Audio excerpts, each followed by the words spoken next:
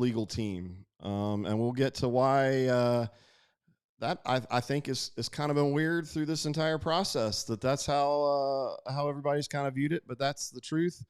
So if you haven't seen, it's over. We won, and we're throwing a party.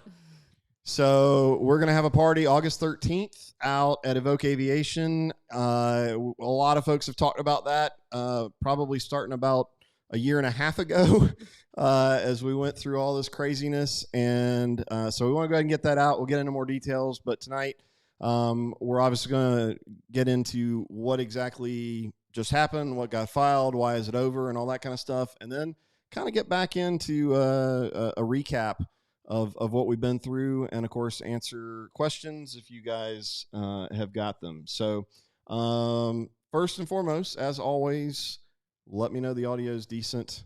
I'm going to go ahead around the room. So we got Christy Knowles in her rendering red, Phil Williams here, and Josh Sullivan. So this has been the primary, and I kind of hate, I mean, there have been other attorneys. I mean, a lot of the associates that have. I mean, there's a lot of hours that have been. There are attorneys now that know more about the FAA and airport and aviation law than they probably ever thought they did when they graduated from law school. But so yeah, this has been a huge team. But how you guys doing tonight? Y'all glad to be here. Oh, good, man. It's been a great week. Ding dong, the wicked witch is dead. That's right. So guys, if you wouldn't mind, hit the share button, tag a friend. And again, if you've got questions, and just as we kind of talk about questions, we're going to do this we can. There's a few things that we need to really kind of key in on, and not get too distracted. Obviously, hey, let's talk about the legal issues with the rendering plant. We could probably start a 5-part series, and keep on going. So we've been through a lot, and it's been amazing. I will, as we talk about that, if you look up at the top of the screen, if you'll go to the Advanced Etowah app, rendering timeline, Christy and I actually sat down and we built out a web page. So I built out the web page, and then she actually filled in all the information. So, and we've got a lot of the orders, the arguments, depositions, a bunch of documentation that's in there, outlined by date.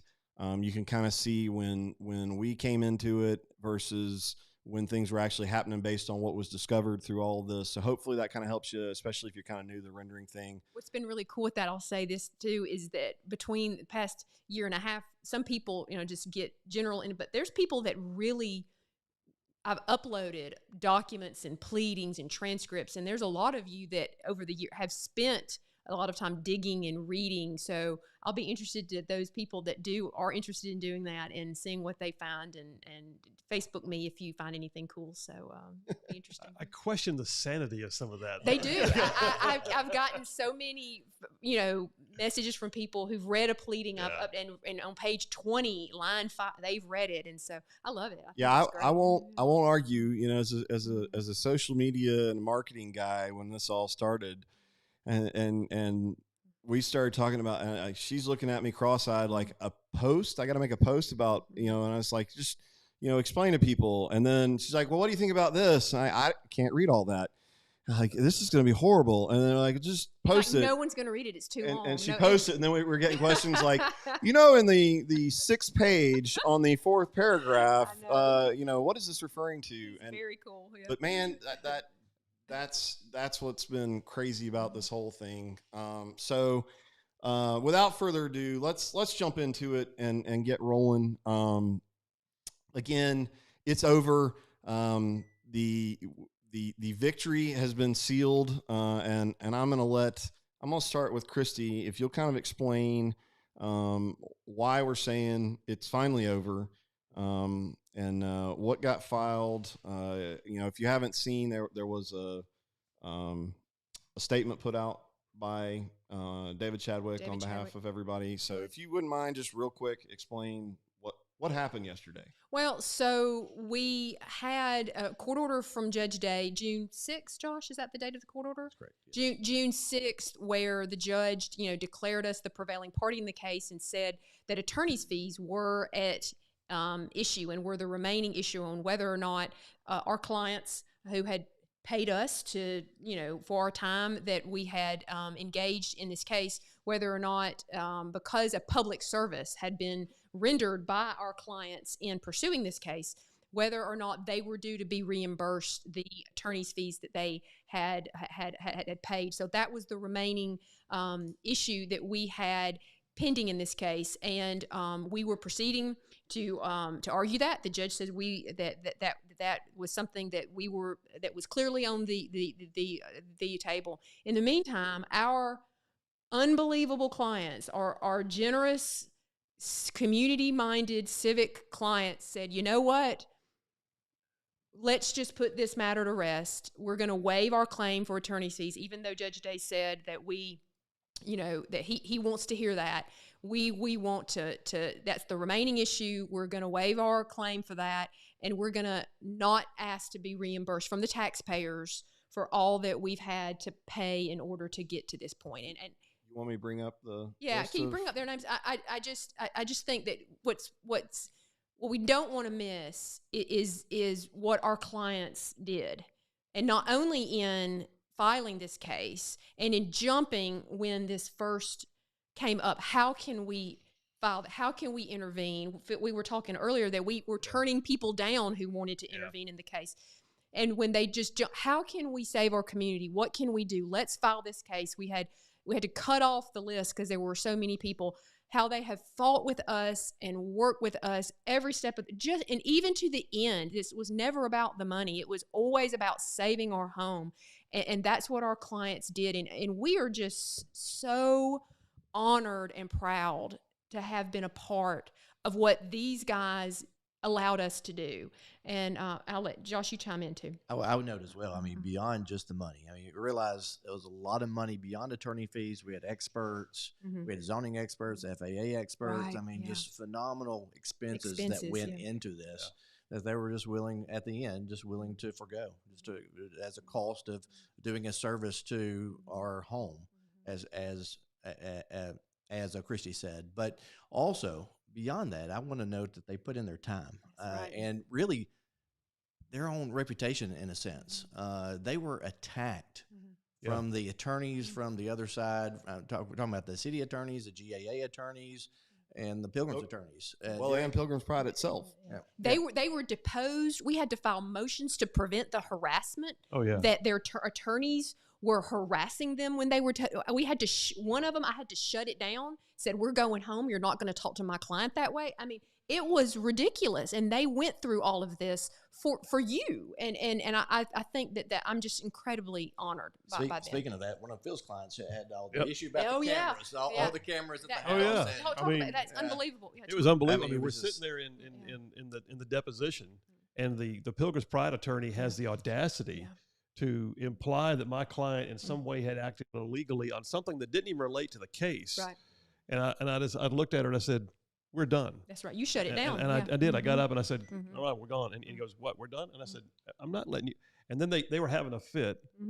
And I did agree. Remember, I did agree after about 10 minutes of them. Didn't we call the judge? Did we get the judge on the phone? I think we did. Yeah. And then I did allow the Gadsden Airport Authority to have a few questions because they hadn't been a part of the problem in that. Yeah. But I said, but you're not asking any more questions. Right. Yeah. And I mean, it was just unreal the levels to which they would stoop.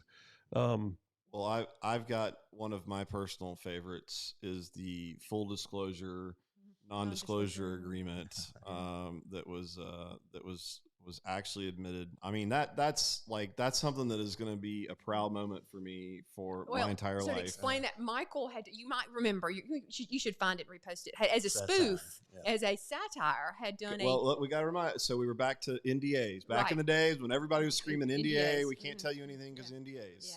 Michael did this spoof, what did you call it? A full disclosure, non-disclosure, where we had our client sign a document that says we agree to fully disclose everything we know about everything to do the rendering plant, and we don't want to hide anything. It's basically what it said. Well, it was with the Etowah community when we were making the pitch. That's right. For the airport, and I put that out there and asked everybody to sign before we did the presentation. Right.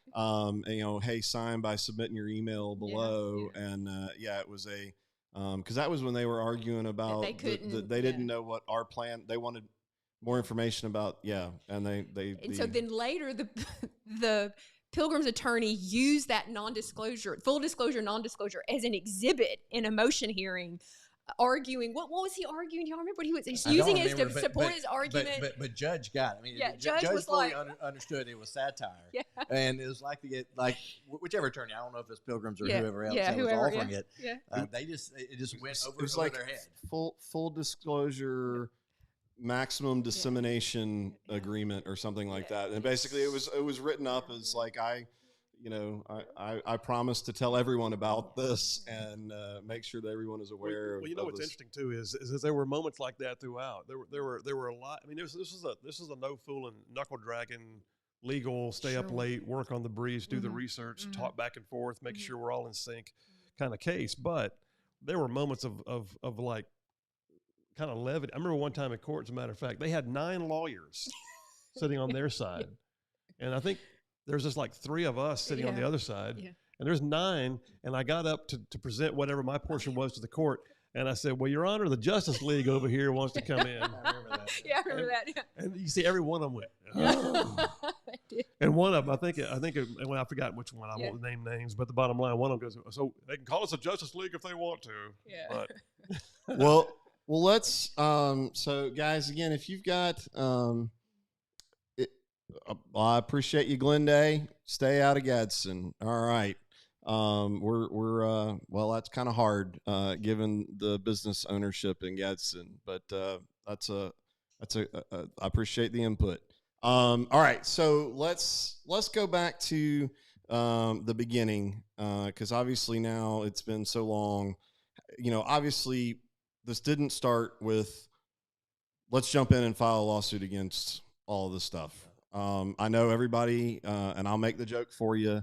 Of course, the attorneys want to go file suits, but which I'm kidding. They didn't. That was not what they were pushing for. But y'all talk through kind of how did this thing transpire, and how did we get to the point where actual lawsuits got filed and we got pulled into court? Bill, when did your people first start calling you? Because we both had two groups of people. David and Trent, first got word and momentum, and then you had a ton of people, and then we kind of talked to each other. We both had these big groups of people. When did your first people start talking to you? I want to say November. I want to say somewhere around late fall. Yeah. Of was that 20? 20. Yeah. Mm-hmm. And then when do we file the initial action? December 24th. Oh, was it 20? It was. Right. It was. Wow. Yeah. Right. It was. Christmas Eve. We worked over forgot about Christmas, that. so we Yeah. did. Yeah, the week before Thanksgiving was when the news kind of broke out into the whole public, and so we spent kind of the week before Thanksgiving until December 24th going, hey, surely this isn't happening, guys. No. Like, wait, By the airport? come on, this is not a good. Y'all know this isn't a good idea. Let's all just and then it became clear. No, this is not only is it what they're but they wouldn't share any information that they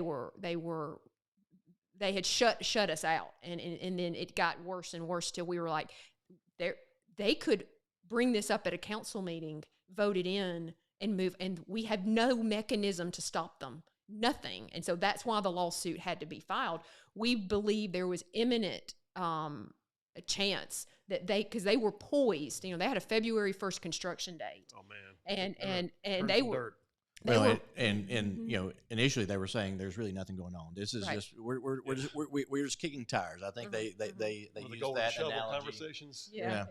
But I mean, we learned early on that wasn't the case. There had been substantial discussions, negotiations, progress towards bringing this to reality, and as Christy said, potentially start moving dirt as of February of 2021. And when we got that December, and I know this because of the timeline, Michael had me put it on the timeline, on December 17th, we got that email from the attorney at the city that said the property doesn't have to be rezoned. Yeah. That when we got that and we knew they could literally issue a permit and vote this thing in at any meeting, they didn't have to. And that's what they kept saying. Oh, you'll have a rezoning hearing. You'll have a hearing. And then when the city attorney said, nope, we've determined it doesn't have to be rezoned. That's when we went, we've got to put the brakes on this right now. And then we moved to. And there's so many things that didn't have to come out in court because we were able to basically prevail on motions and that kind of thing. But there were things that we were ready to go for, like I tracked down former Mayor Steve Means. Right. I had a great conversation with him, and he's like, Phil, any master plan we had never would have contemplated the idea. And by the way, the last master plan for the city was under his watch. 70s. So so that would have been the one that had to be presented as the master plan. And it did not contemplate anything like this. And we were prepared, but didn't have to do it all. That was great. Yeah. Well, and I think that we spent from filing the lawsuit in December 2020 until the trial in May 2021. We did all those Freedom of Information Act requests because the city and the airport authority were not giving us any of those documents, and so we were able to uncover a lot. And then the trial was just a pretty explosive trial in a lot of ways. So I think we had a fun, interesting several days in that trial. That was one of those where you go in and there's an entire table of lawyers on the other. So that was one of those. And then there were lawyers who weren't even in the case. It felt like they had to be in the case, who were there to monitor the case. Good Lord, half the bar is here. The courtroom. I think every lawyer in Etowah County was employed for this case at some point in time. Or conflicted out, yeah. So we ended up. Well, so let's talk about the open records case, which was also sealed, done, finished. So that open records case came, and what I guess how much was figured out from documents from other entities through the process of the FOIA requests and all that. A lot of it was the open records case was filed in February 2021 because we were not getting the responses back. We had sent the Freedom of Information Act request. We were not getting responses. So we filed the open records case in February. Now that was Choice Fabricators and Advanced Etowah. So that's a different set of parties because it's a whole other case. But we really had motions to dismiss and all this stuff. So it really didn't get to where that was churning any documents until after the hearings in May. And quite honestly, by then we had issued so many subpoenas for the trial in May, had gotten a lot of things but we did have some really important documents that when we did our Freedom of Information Act requests to state agencies that did respond back, they did comply with the law. We got a lot of documents between February 2021 and the trial in May that revealed a whole lot too. So it took a combination of the open records case, the Freedom of Information Act, and the May trial, and then documents we got after that. It just all took a year to get the full story. Wasn't there at some point somebody arguing that there was some like confidentiality or some reasons that documents couldn't be released, but you had gotten them from like the FAA or one of the other entities? Oh, yeah. and that was part of the motions to dismiss that they had filed, and they had said not only is it not an open record, it's confidential, and then the judge had to rule no, it is. You have to produce that, but those things take time. You have got to file the complaint and then have a hearing. So it took some time in order to get the judge's order on that. And this was a document-intensive case. We have a whole room. We do 20 boxes. Whole room, 20 boxes. We literally had to empty file cabinets to refill them with this case. Yes. In fact, if we had to have any kind of a final comprehensive trial, I actually had already purchased a library cart with all the files stacked up onto wheel in the door. They and a lot of that has been put on eBay now if anybody wants. Well, so a lot of that, I know we did a document dump at one point with a lot of stuff, a lot of the files that were recovered that should have been things that any FOIA request should have been easily provided to citizens. And at some point, I think it's probably worth, especially as we get some of the transcripts and some of the stuff from depositions, and more than happy to get that on the web as appropriate for the curious few that want to go back and see. I have said I've talked to especially the last couple of weeks, questions about information on all this kind of stuff, and I gotta think this is probably one of the best documented issues in the history of Etowah County. So we've not tried to. I mean, everything's out there. Obviously, in the midst of the legal battle, which there was a lot of. I'm getting frustrated because I want to tell people about stuff, but it wouldn't be appropriate to discuss.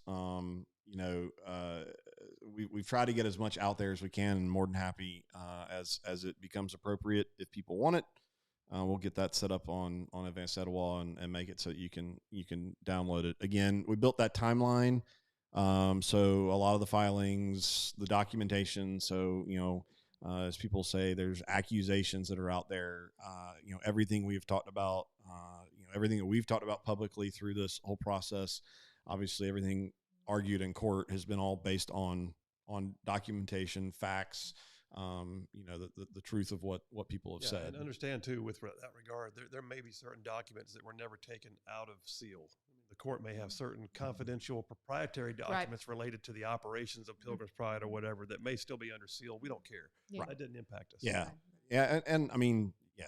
So, and if there's any records, as anyone looks at the timeline and says, hey, where's that? Just send me a PM. I'll be happy to upload it. Just talking to you, Lance Corey. Yeah. Love you to death, man. And appreciate, Lance is again, the best. what an amazing, it was a lot of people involved in making all this. So Danny Starnes has got the question. Did any of the records show that the city was involved in recruitment? So look on the timeline, Danny. Yes, there's a lot of records that show where, and again, they didn't. There's not a lot of emails, but there is some documents where Frankie Davis is copied on a lot of these. There's this kind of joint between the IDA and the city and the FAA and the water board. All these entities. There's multiple emails between them talking about the project. There was an incentive pitch that Pilgrim sent to the city. There was a document the city sent back. So go on the timeline, Danny. That's one of the items on there, and there's a whole dump of stuff that shows in June, July, August, all through that time period, there were multiple emails and meetings and conversations between all of those entities to talk about how to make this project work. How much did we finally get from the IDA? Like 11 pages. Yeah, it was sad. It was like 11 pages. My file is like that thin. So I'm gonna steer this into one of the pivotal things or one of the key things that was brought up fairly early on when the judge declared the IDA. Because what was the original argument with the IDA when we went into this thing? What were y'all saying about the IDA? So when we filed the Open Records Act case, it was a public record. A public record is what we were asking for, and we were the IDA was one of the parties that we named because the IDA was not producing anything to us either, and so the IDA argued a public records request doesn't apply to us. We're not a public entity. Our documents are private, and you can't use the open records law in order to get any of our records. And the judge agreed. For the lay person that was me 2.5 years ago listening to this may not understand that like there is law that like government entities can't get their group together, like the boards of all these, the city councils can't go to dinner together as a group. That's against the law. And then on top of all of that, anything that they have, like we have access to as citizens, we have rights to know You know, whether it's all the way up to senators and all that kind of stuff. Like, we have rights to have information, which is they can be together. They just cannot discuss the business of the public entity they serve. So if they can't if they get in an deliberate. elevator together, the doors close, and they begin talking about something that they're supposed to be open about in the public, that's supposed to be considered an open meeting. I mean, but nonetheless. so. And then the document requests that come with that. So that was obviously everybody thought, and I mean, I've talked to a lot of people in the community that they thought the IDA was part Well, of the and you government. got to understand, because the IDA is not set up like every other IDA. Our IDA is a private nonprofit entity. It's not set up under the statute in Alabama for IDAs. So their argument was, we are not an entity under the public statute, which would clearly be subject to the open. We are a private nonprofit. But how are they funded? Yeah, but this exactly. Well, the city Brian funds did- them every dime. Actually, 100%. the mayor served on the Mhm. committee or Yes. on the board, I believe. There was so many council members that served on the board Right. that had And the city funds them 100 per. They were percent. a de facto Well, arm of the city right. government. Well, technically, I mean, do we know for 100% sure that all of the funding Yes. they Yes. When we didn't, when they Josh deposed David Hooks, I think we can confirm believe that. so. I believe he well, said and the all of it. point, the concern is because they're not necessarily what documentation. How do we know that someone else hasn't? And I mean, again, I'm not accusing them because we don't know. But in theory, could Pilgrim's Pride have given them money to fund this? I mean, that's Anybody kind of the could point have. of it not it's a being private nonprofit. Any Right. entity could have, but But they have to disclose under 990s who their donors are. So if their tax records are going to indicate if they're a true 501c3, they're 4. What are no, they? they're a I don't know. There I were don't remember. 990s filed. There were 990s. Yeah, Okay. so Mhm. I think we got copies of those at Okay. the time. But, So- but then also there was kind of questions about compensation. I believe, maybe I'm wrong, but I think that the way the compensation was listed of David Hooks, it was kind of it was- Unclear. it was Where it was coming from, Was, yeah. it was not and I want obvious as to how much money. He's I making. want to be clear because obviously, early on, everybody is accusing everybody of taking money and all that kind of stuff. For this for this piece of this conversation, I want to be 100% clear. The point I'm trying to make is not that David Hooks is stealing money or anything like that. The point is the structure of the IDA is not.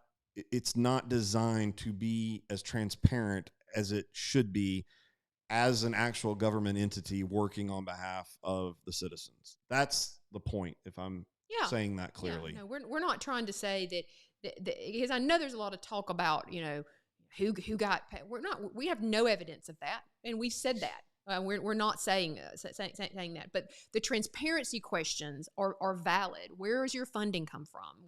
And that's the whole point, is that a lot of this case not only dealt with the whole, we've got to stop the rendering plant at the base of our airport, but we quickly learned that our government structures and our transparency is just deeply, deeply flawed. And It was freaking inbred. yeah, exactly. Thank you very Thank much. you, Phil. Yes. Yeah. I'm just saying. Yeah. It's like all the same people were in all Yeah. the same places. I've outlined that in a diagram, I've got a graphic to Yeah, that kind tree of lay doesn't all have that enough stuff branches, man.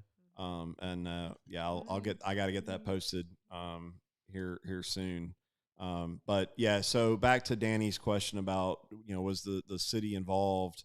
That's In the recruiting, I think he asked, right? Yes. So let Yeah. me say, I don't recall ever seeing anything, correct me if I'm wrong, but I don't remember seeing anything that says, hey, we're the city of Gadsden and we're looking actively for a rendering plant. But what we did have was a constant level of negotiation behind the scene, whether Pilgrim's Pride called them or they called Pilgrim's Pride, or the state said, hey, do you want this, guys? Which I think is what happened. I think the state said, hey, we got a thing here. You want it? And then they jumped on it. But I don't know that anybody put out like an email or saying, we're looking for rendering plans, y'all come. Right. But once it got going, there was a lot of stuff that should have been disclosed up front that wasn't. Well, and also realized that there was one council member that went on his own to a couple of plants, but then there was another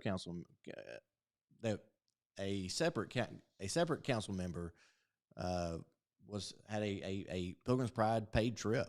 They flew him to the South Carolina. And we learned that, gosh, that was in deposition. Yeah, like way after the lawsuit was filed. That was a day trip that was paid for by Pilgrim's Pride to take him to. All the while, these council members were saying, and some of them didn't, but we don't know anything. Nothing's happening, and then we find out. No, like it was. We found out in May, and through all the records we got, that everything we thought was going on, which was the basis of our lawsuit, was in fact going on, and that it was at the door, at our door, and that but for this lawsuit and these intervenors and our clients who stood up and fought, and all of you who fought this fight, it would be almost open at this point. And so before these people, and for all of you who have fought with us and cheered us on and been with us through this fight, we should all be thanking each other. And I got to tell you too, one of the things that really strikes me about that is it was all walks of life. It was not like it wasn't like there was some special elite group of people that made this happen. I mean, look at our client list. There's businesses, there's individuals, there's mom and pops, there's there's everybody from folks who are greatly of means and those who are very humble and just have their little retirement house. They don't want it messed up. And it was basically a snapshot of Etowah County. And then you look at like you said, we had to turn people away. So those are the ones who were in the lawsuit that paid the fees along the way to keep it going. But how many people were just committing their time to the grassroots effort, which was the most viral grassroots effort? The only other thing I've seen that compared to this was down in Mobile when they fought off that toll bridge. But the state needs to know that grassroots works. Yeah. And that's what happened here. Well, and that's part of how Advanced Etowah came to be, especially as a 501, because everybody was calling going, we want to give you money. We want to how can we help? How can we help? And people were trying to give money, and we had to create an entity to take it, and so it quickly became people wanting to contribute. And so that's literally how it came to be, is people were trying to give everybody money, and we needed to create some entity to hold it and to account for it and to do good things with it.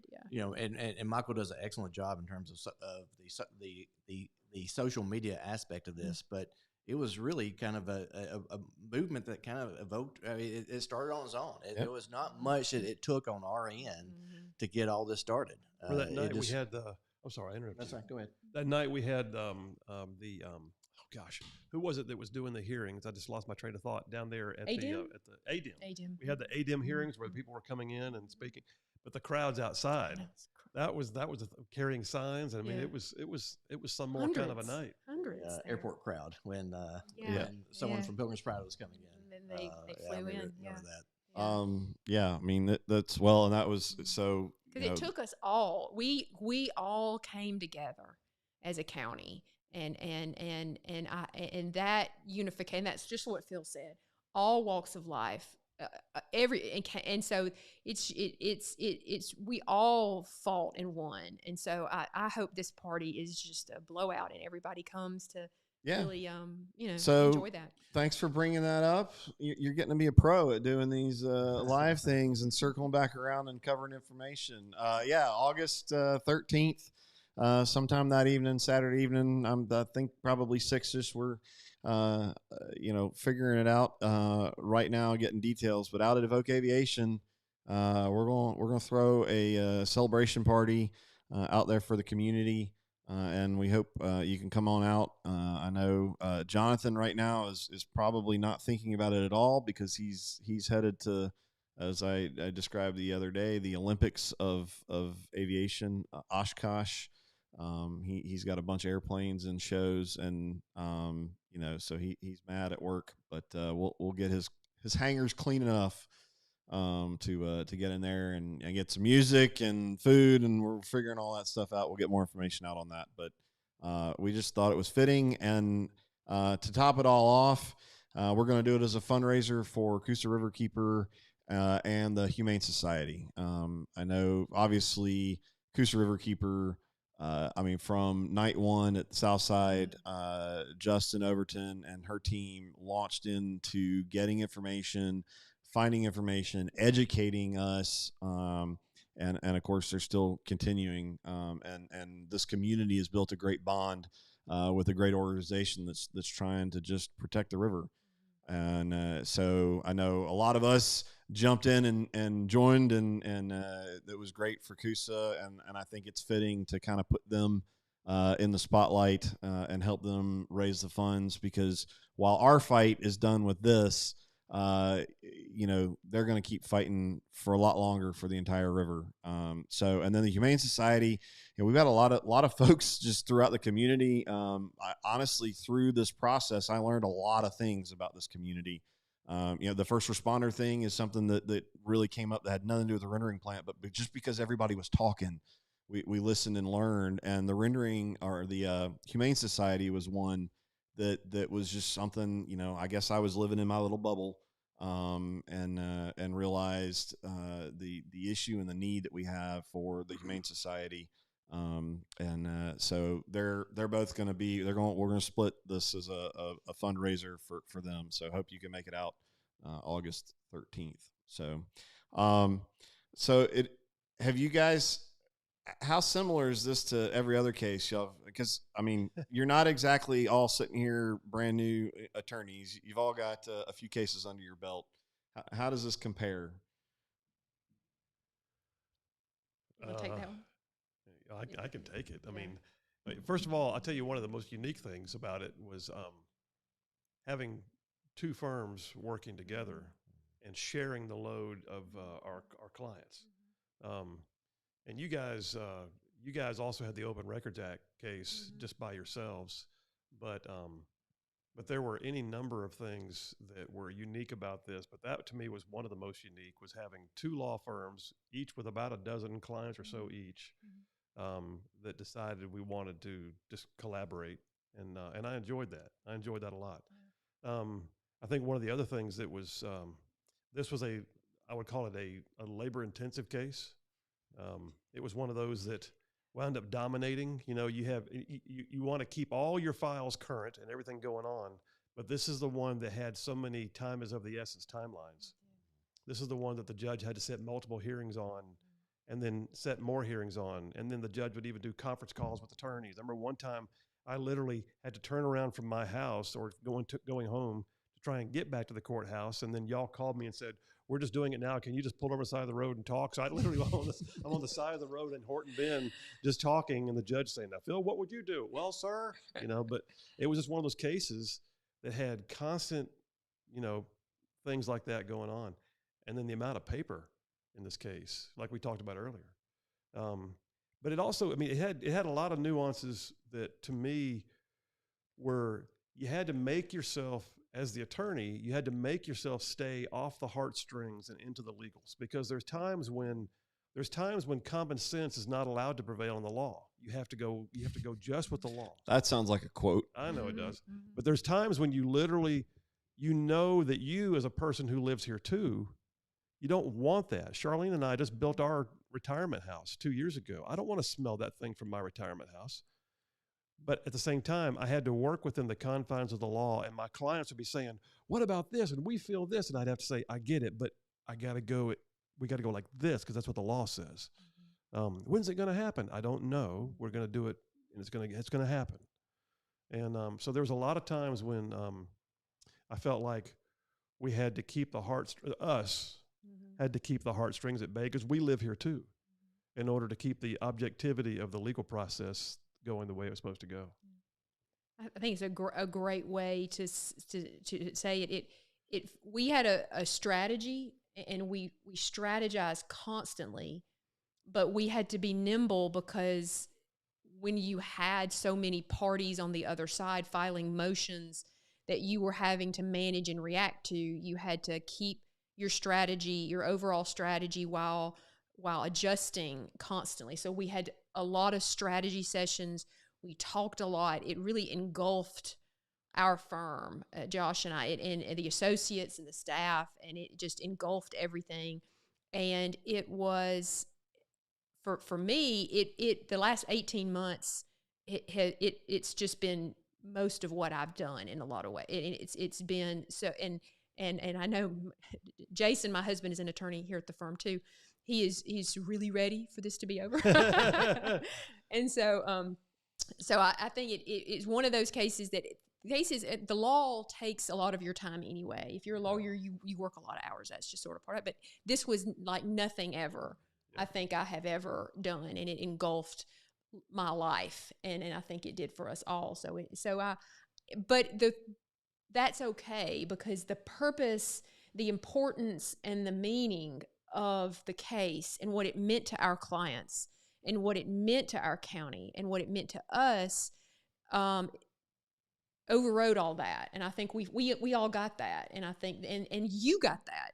Everybody fighting it, we all felt that. So I as hard as it was, I'm just extremely honored to have been a small part of it. And I got to say, real quick before you do yours, I got to say, one day, all of us were sitting at lunch over at Harp and Clover after one of the hearings, and Jason joined us. Yeah. And I looked at him, I said, Jason, does she just live, eat, sleep, drink, and breathe this case at home? And he goes, she's not allowed to talk about it.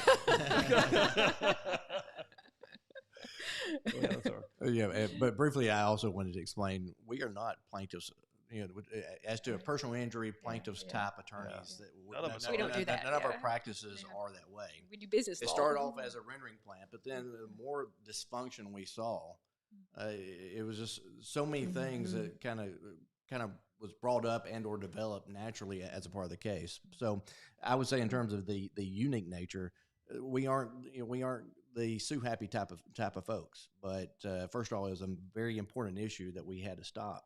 But then so much other issues just piled upon itself of the dysfunction of how our city government runs.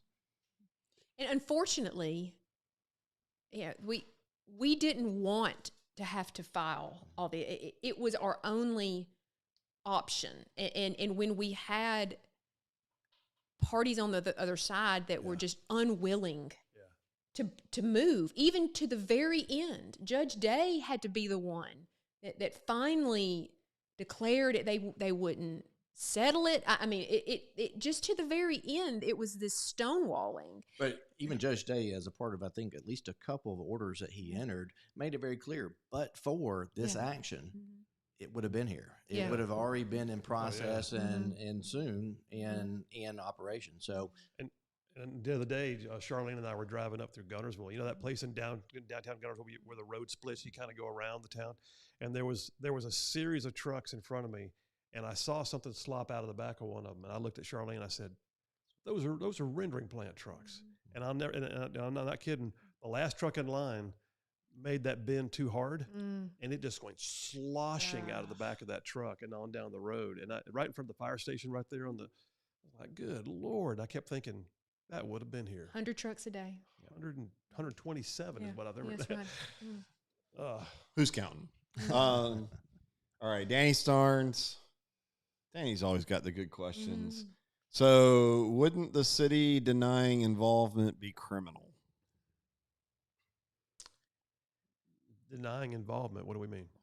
Well, so here's why this case was such a slippery how to case, make a right? room full of lawyers uncomfortable. Here's why this was such even to the very end, and that's why we're kind of in the position. And I had Miss Feely, I think, or somebody on the Facebook thread said, "When is someone going to be accountable?" She asked me that question. And August 23rd. And I feel her. I do, because does the GAA blame the city, and the mayor blamed the council, and the water board blamed the IDA, and the IDA blamed it? They were all involved in it, but no one would ever end it or take responsibility for ending it. No one ever. Some would say they did want it, but most of them, nobody. And so there was nobody that ever. It was a group effort, but they all blamed each other, but no one could ever stop it. And I know y'all know this because you experienced this along with the frustration with us, that if no one wants it, and if you're blaming everybody else and no one will, then just stop it. And they never would. And this just dragged on and on and on. So Danny, I hear you about, is it is it criminal? Well, we never got anybody to fully own it. No one would stop it, but everyone blamed everybody else. Is that a fair way to assess it? You want to add something to that? Am I saying that right? I would say generally realized as a state of, I guess, our society, politicians are not held to any type of truth standard. That's just a sad reality. We see it even now in some campaigning that's going on. But beyond that, something that was kind of important part of this, the GAA in a public statement made during one of their board meetings made it very clear that there's been no involvement with Pilgrim's Pride. But then we got the chairman or the then chairman of the GAA on the stand and asked him under oath, and then all of a sudden he had to admit, that there had been involvement. So I wish we could get politicians in court. I wish we can get them under oath, but it's just a sad part of it that they're not always honest. I'll add too. I mean, these are two law firms that, and I'll brag on us in this regard. These are two law firms that care about the way we practice law, and the rules of professional conduct that we go under. I think it's Rule 11.1. I'm not positive, but anyway, they say that a lawyer cannot pursue potential criminal charges in order to gain the upper hand in a civil action. And so, we can't go on the hunt and start pointing fingers, because then it looks like what we're trying to do is suppress the opportunities of bringing the civil case together by virtue of alleging things within that are criminal in nature. So they have to really arise on their own. Potentially what one of the opposing counsel tried to do to your client. Yeah. Right. That was what we were talking about earlier. Yeah. Was exactly what happened. Was definitely. I confronted her with that too. I'm with you, Danny. The frustration. In your point is accountability is when you go vote. I mean, that's and I'm not trying to say that it just is. And when those issues come up, and so it's not really a criminal civil, that's the way our government works. So yeah. Well, and I mean, I guess this is Michael Wildman's opinion on some of this and all these accusations and what we've witnessed. For what it's worth, my opinion, I think there were a good number of people that got kind of caught up into this, unprepared, handled it in not a great way, and just kind of couldn't recover from that. And I don't think that I'm a firm believer. I don't think that there's some majority group of people like that. Every single council member is on the take. Like, I just that's I don't know why it seemed to like you said, like, why can't you just end this? But I think a lot of it just got people that just. It did, and I want to say that, I mean, and it's easy for me to say, I suppose. I mean, if I try to put myself in someone else's shoes, I don't. But what this issue required of our leaders was courage. Yes. And we didn't receive that. Courage and leadership. It could have been stopped, should have been stopped. We should never have had to file anything or do any of this stuff. And all of us go through all of this if leadership and courage, and we don't. Not only is that not any, but there is not an atmosphere in our government around Gadsden, in Gadsden City, that encourages courage and standing up and speaking up and doing. It's just not. I know there's a lot of arguing. Don't get me wrong, but true courage and leadership, and so we really need to. I'm going to be honest with you. The unique roles that God's put in my life here and there have given me an opportunity to see, other communities in depth, and to sort of see how things are in other places, if you will. We are better than this here, and we have some. I remember one time I went through this period of time where I tried to make myself continue to look at what I call my Senate district, which was mostly Etowah and also Cherokee and DeKalb counties and parts of St. Clair. I tried to look at it as if I was seeing it for the first time. And it's amazing when you do. And I started doing this series of posts on my social media where I would say, yes, this is my district, and it would have a picture of something that I just made myself stop and look at. There is so much here, and the leadership sucks. And make no bones about it. I cannot wait for Sherman Guyton not to be the mayor of the city. And there's people on that city council that I just feel like have disabused themselves of the right to even be in that position anymore. Not because they got elected, but because they have shown themselves to be incapable of handling the office, or for that matter, caring about the people that they're there to serve. And that came out in this case. And that may not be criminal, but that's the kind of thing that came out in this case, and it came out in spades. Yeah. Amen, Phil. Exactly. Well, and I mean, I'll say again, my humble little perspective. Even folks, the small few that seem genuinely in support of this rendering plant, I can respect that. I can respect having a differing opinion. That's why we've worn the uniform. That's what the beauty of this country is. But there was just so much of just wishy-washy, not, make a decision one way or the other and go figure out how to, and that was really kind of what bothered me.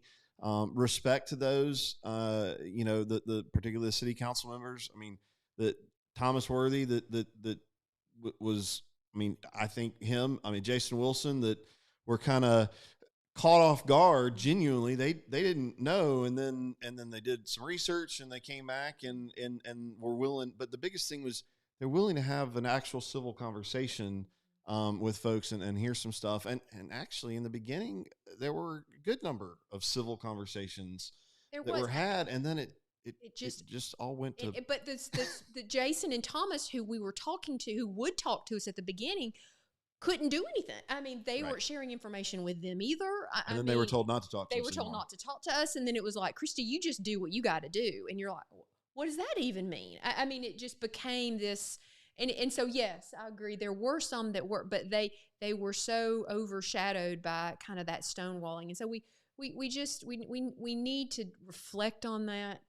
And this is a good time to do that. We've got elections coming up. It's a good time to reflect on that. And we can do better. I like how you said that, Phil. I mean, we're better than this. Yeah, we are better than this. And I'll tell you too, if we, this legal team, if we had been wrong, it would have fleshed out that way. Oh yeah. Because that's what the cases do. It's exactly right. And oh, by the way, Judge Day. I mean, and there were no sidebars with Judge Day. There was nothing going on here. He wrote some of the most judicious orders I have ever seen. Yes. I mean, like there were times when I know both of our firms were doing research, and he would have other research that he had done on his own that I'm like, oh, I didn't see that case. Good on him for finding it. How do we miss it? But that's the kind. I mean, we're getting 19-page orders, 9-page orders, 8-page orders, and you could tell that he was down there late at night working on them. Well, in respect to him, given how big an issue this has become, that's got to be a lot of pressure. And probably when he woke up November of 20, December of 20, probably was not thinking, yeah, I'm probably going to be in the middle of one of the biggest things to hit Etowah County in my generation. So a lot of respect for obviously, yeah, sure, it's easy for us to say that because he sided with, but I mean, however it would have played out, that's still a tremendous amount of. I will say though, as not I won't say long, but as he took his time getting those orders together. They were well researched. They were long. The one we got today was quick and fast. Dismissed. He was ready to be. And it was like a paragraph long. He was out. Dismissed. He's something. And again, how he handled all the attorneys, all of the pressure, all of the courtroom battles, and I mean, he was just. But even the harassment he got, there was times from the city council there were comments being made about him and decisions he made, which is to me just completely improper. There's a separation of branches there, and they should not be trying to interfere with the. Well, I think that was the argument that they made in city council, was that he was the one overlapping and overstepping the. Well, I don't know. I mean, I hope. I'm no lawyer, but I hope somebody in some law school somewhere takes this and kind of does a little research and dig into it and it really took, and we were talking about this one day. It took literally about every ounce of every legal issue that could possibly come up, of civil procedure, of strategy. It took so many different aspects of the law and so it was interesting from a strategic point of view, coming up with what that was. But I do want to say something, because I've thought about it 3 or 4 times, and I don't want to miss that David and Julie Chadwick, and I know Phil's got some, particular, but just all my clients have been amazing. All of our clients have been amazing, but David and Julie have been. I just cannot express the gratitude to them, to all they have done, the heart and soul, all these strategy meetings. David and Julie and Trent and Jonathan and you. I mean, but David and Julie. I mean, they were the hub of this team, and I can't tell you how many times that we would be talking about strategy, and we got them on the phone all the time. What do you think? They were a critical part, and from funding it to fighting it to just encouraging us every step of the way. You guys, just, if you see David and Julie Chadwick, just tell them. He's probably going to be upset at you for saying that. I know. I would also say, put the list up there of names again. Yeah. As to David's character, something that I've learned about him, he's a very selfless person. It's amazing. No idea what he does around this community. I don't think any decision he ever made was focused upon how is this going to benefit me.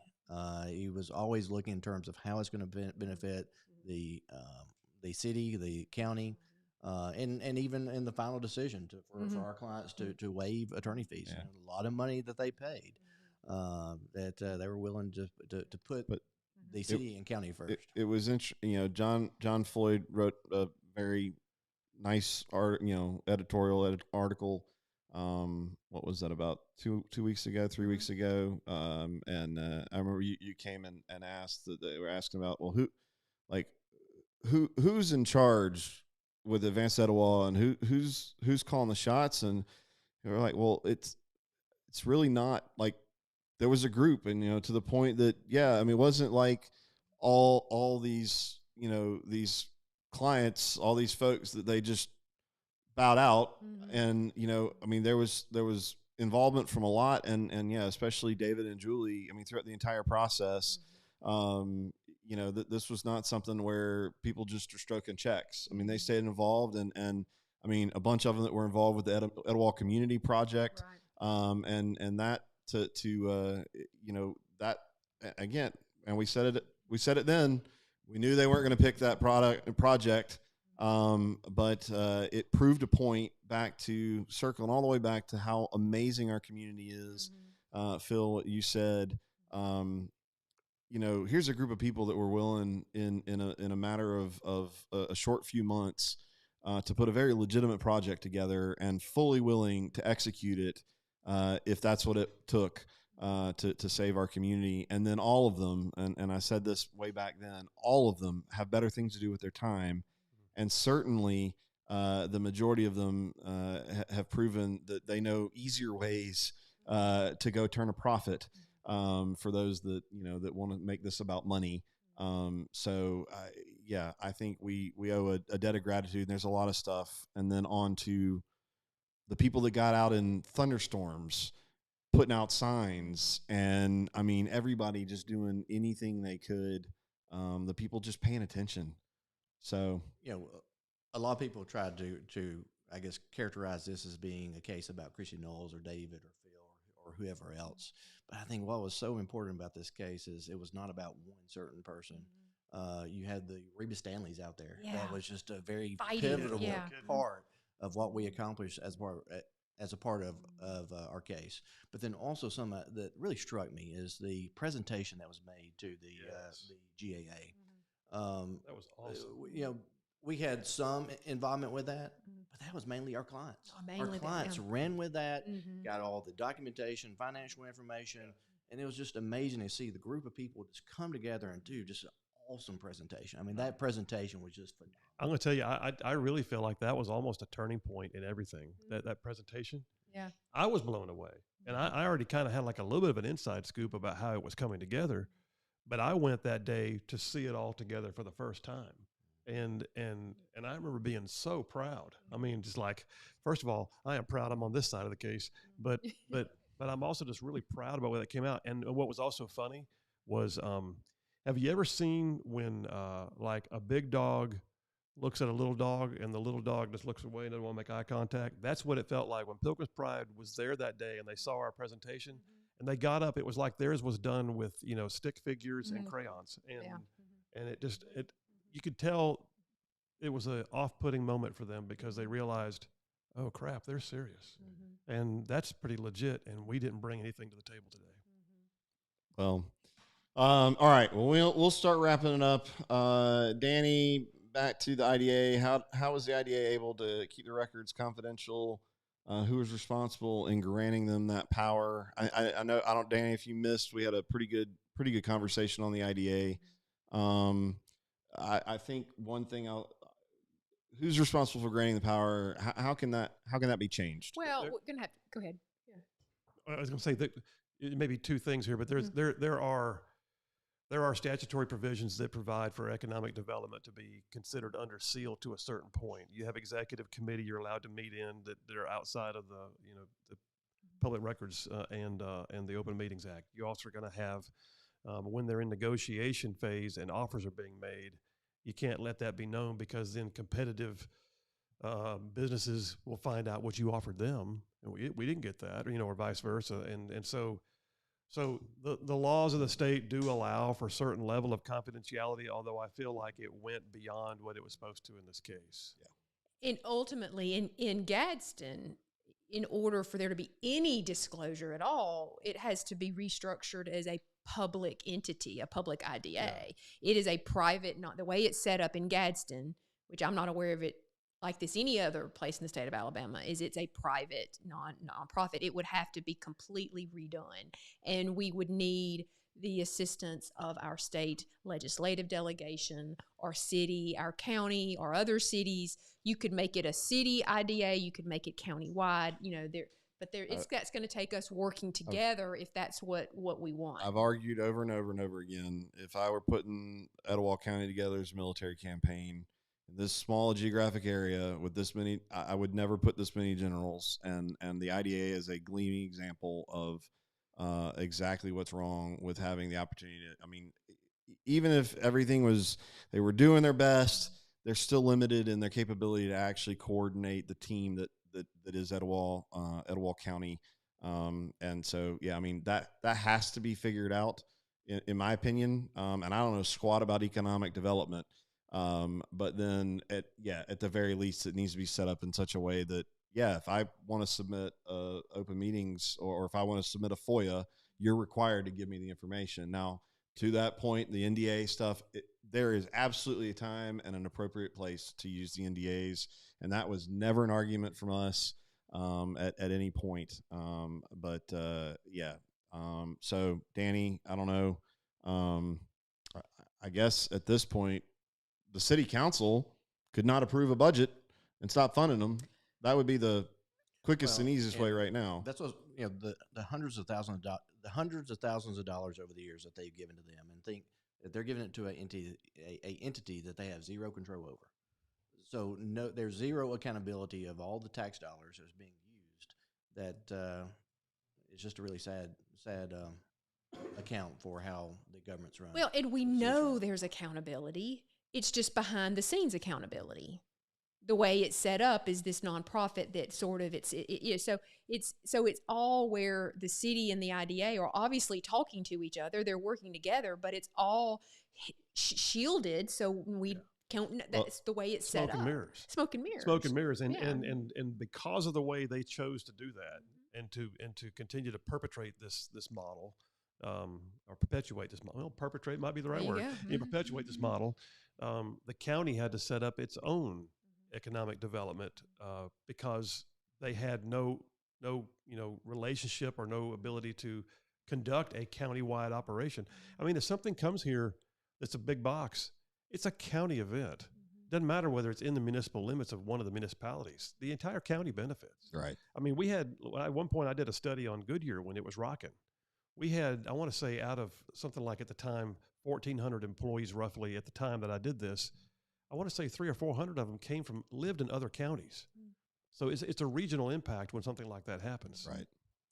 All right, we're getting along, so we'll wrap this up because then we're going to close out with kind of what's next. Is the GAA open meetings case still pending? It is. Open meetings case is still pending. We argued that case in April, and we're waiting on the judge's order. So no new updates on that. And that is the case that was, well, you've got Ken Robertson, an unsung hero in all this. That's a whole other hero in this. So Ken Robertson came out. He's a member of the GAA who came out and publicly stated that, and he's an attorney, and that the GAA was conducting discussions about the Pilgrim's Pride project behind closed doors, and in order to force those conversations out into the public and open meetings. We just did open records is for records and meetings is for meetings. So that case was filed, and we're just waiting on that one. So yeah, and all right, I think we're hopefully got most of your stuff. We've been going for too long now. So what I want to pivot to, and guys, thanks for joining us again. August 13th, we're doing a party. More info to come, but that's going to be fun. A lot of us kind of talked about that starting a little over a year ago. And then we started thinking this is never going to end, and the rest of our lives are going to be spent fighting a rendering plant. So better than smelling a rendering plant. That's the truth. That is true. And yeah, I'm trying to get focused, Phil. Here we're trying to wrap this up, land this plane. Speaking of the airports, so what's next? What's the so what for our community after this? And then this is the not the formal legal opinions of the legal team, but put that citizen hat on. And of course, for you, Phil, you've been a little more involved in the political world. But the lessons, like, where do we go from here as a community? Anybody want to go? I would say the main thing that we should learn from this is how do we stop this from happening again. Luckily, we stopped it this time, but there may be a next time. So the only way to the people that caused this and that allowed it to just permeate over this extended period of time in direct opposition to all the voices against it, that there has to be a change. There has to be a change in the way our city is run, in the way that our city is governed in terms of our elected officials. And so we got a huge election coming up August 23rd. So we're going to have the mayor and city council elections. That's a good start.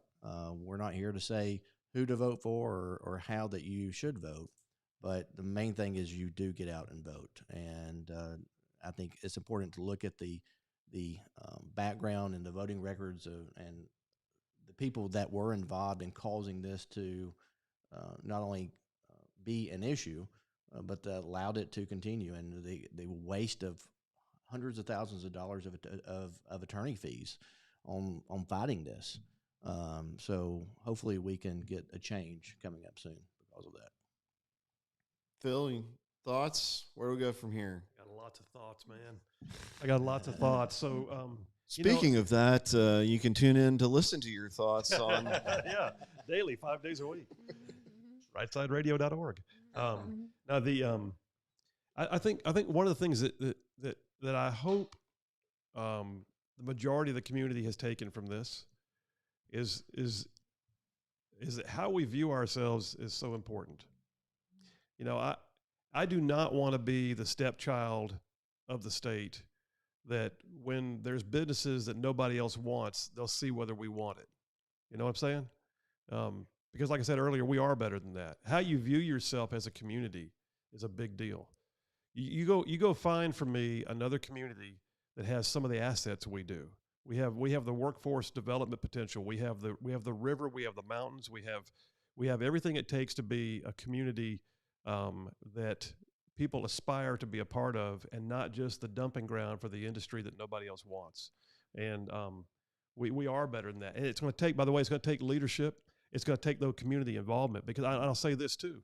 This grassroots event that took place that culminates with a lawsuit does not have to stop with a lawsuit. Grassroots is grassroots. And so if you are just as actively engaged in the political processes, in the community leadership, in the civic clubs, in the churches, this community begins to remember who it is. We're no longer the community that has the steel plant, the Goodyear plant. We're not. So we're looking to see what the next driving force of this community is going to be, and we have the potential to bring something here that is far better than what the current pitiful leadership we have at Gadsden City Hall was willing to dump on us. And by the way, I don't think it's been said much, but I want to say this: where they were going to put it, it was obvious what they were doing. It was in the far reaches of the municipal limits, bordering Rainbow City and Etowah and the interstate, because they didn't want it near anything. I guarantee you Cynthia Tolles would care if they were going to put it where the old Goodyear plant was. I guarantee you she'd care. What they did was heinous, and the idea that they were trying to dump it off into the far reaches and hope nobody cared, well, they figured out quickly that people care, but we have to continue to care. And we are a community that has such an amazing amount to offer, and I look forward to seeing what happens next. I think, just to echo what these guys have said, has been absolutely true, but what we've learned through this, and what I've been so proud of, is that I hope that we've become much more aware of how important it is that we are a county that are neighbors with each other. And I think a real sense of being neighbors, and that we're just not that county that does that to each other anymore. And that's not the spirit with which we want to treat each other. That it's time for us to think differently about, I agree completely fulfill with that, about ourselves, and rather than this being my little pod and your little pod, and I have this old beef with you from high school that I'm gonna somehow play out and divide everybody out. You know, we've seen the extreme of that. This has been an example of an extreme situation of how toxic that attitude has become here. And I think people have realized that's not who we want to be anymore. And we're in the sort of birthing process of figuring out what the next creation is. And I think it's painful. I think it's hard. And I think it makes us question, where are we? But I think we're realizing that we aren't that anymore. What are we now? And what are we trying to become? And I think we're trying to become something that is unified and is more, that is better, that thinks of ourselves not as just the place to dump things. Speaking of which, so I'm excited to see where this new energy is going to come, and I feel really hopeful for our future. I agree. Yeah, I think I'll say it over and over and over again, and probably 40 billion more times between now and August 23rd. But the rendering plant was a symptom. Mm-hmm. It was not the problem. There you go. And it was a perfect storm that highlighted a lot of issues, and we've gone through just a portion of them tonight. It sadly took legal action to really understand that. And then I feel like what's going on right now is, as an outsider, if you want to say that, and I don't mean just because I live in Rainbow City, but as a guy that wasn't born and raised here, I don't know all the deep, dark closets and all that kind of stuff, but there's a lot of stuff that kind of everybody's just known in this community for years and years and years. And now it's getting real public, and really uncomfortable for a lot of people. And I hope that, I've said long ago, the rendering plant discussion will be the easiest discussion that we probably ever have as a community. And the next ones are going to be harder and harder and harder. And it sure seems like that's kind of the way things are shaping up with this current political election, and the cycle. It's a hard conversation. So I hope my goal has always been in all of this that we just have the conversation. Because one thing we saw early on was those not willing to have the conversation. The easy answer to just tune them out. So we've got to figure out how to have those conversations, and work collectively together. I don't know that there's going to be another issue where you're going to get as many people that agree on it, and we've got to figure out how to work through that, or else we're going to tear ourselves apart and even further. And I think it's going to seal the deal. I think August 23rd is one of the most pivotal moments in the history of this county. It's not just Gadsden. Other communities can survive, but if we don't get it right, the symptom, it's the root problem is still there, and we've got to figure out how to overcome that. So, guys, I'm willing to have the hard conversation. We're going to keep trying to put out the information that we can to try and be as clear and transparent. All the stuff that we've done, probably to an uncomfortable level, with these attorneys in putting a lot of this information out. But that's what it takes. And that's what we'll continue to do. Nothing that has transpired in the last 2 years is anything that I don't think any of us are willing to have a perfectly open and honest conversation.